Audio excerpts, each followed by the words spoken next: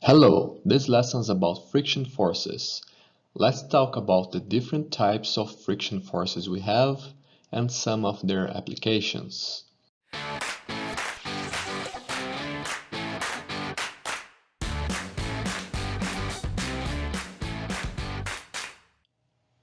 Okay, so what is friction?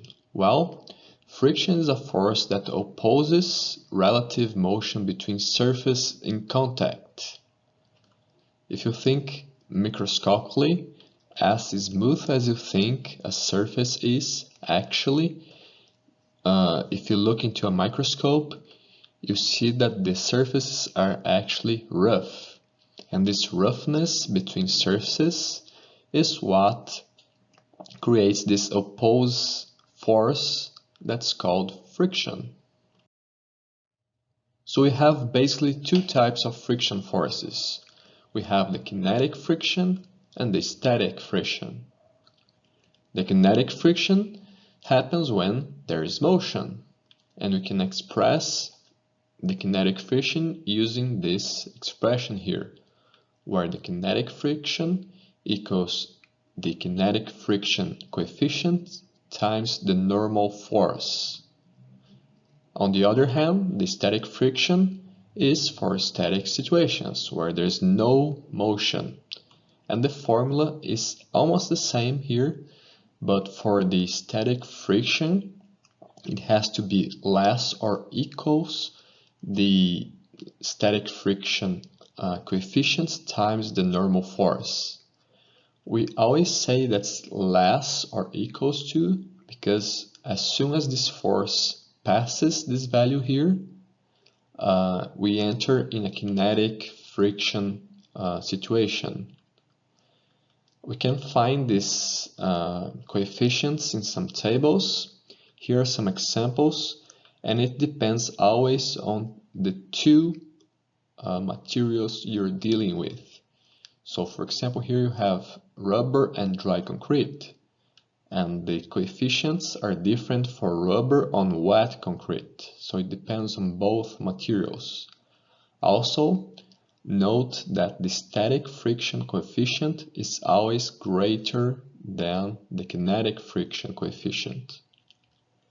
Here's some examples just to illustrate both forces acting. In the kinetic friction, we have the motion, and the static friction, nothing is moving. Alright, so let's practice a little bit. We want to calculate the maximum acceleration of a car that is heading up a 4-degree slope on dry concrete. Assume that only half the weight of the car is supported by the two drive wheels and that the tires are not allowed to slip during the acceleration. Okay, so here's our car heading up this 4-degree slope, and here are the forces that are acting on the system.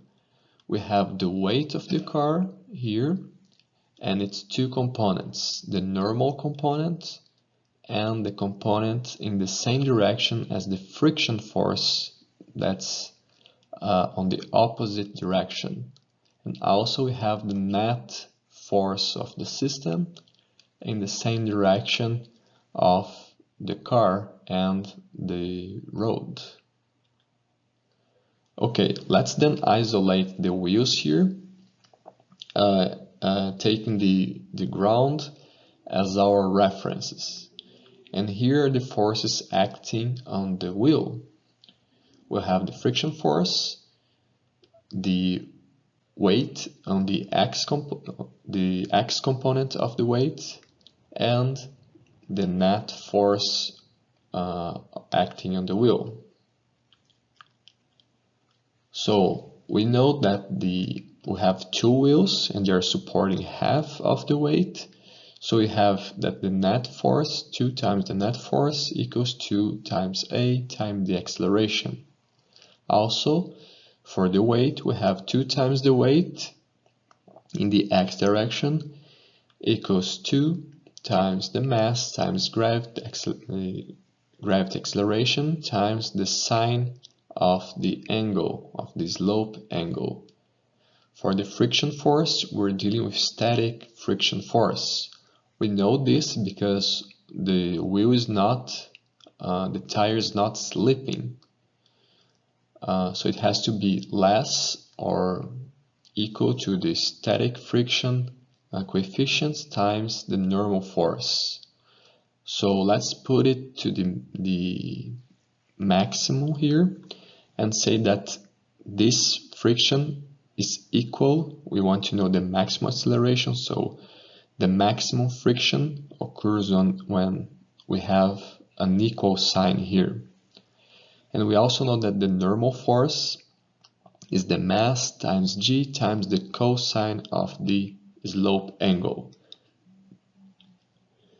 Now we can just add the forces in the opposite directions, so we know that 2 times the net force plus the weight in the x direction equals the friction force in the opposite direction. For this, we can just cut the values of mass here and add the values of g and the slope angle. Also, we isolate the acceleration and find that the maximum acceleration is 4.2 meters per second square. Alright, now it's your turn. Think about the same system, the same problem, but now instead of concrete, the car is on ice.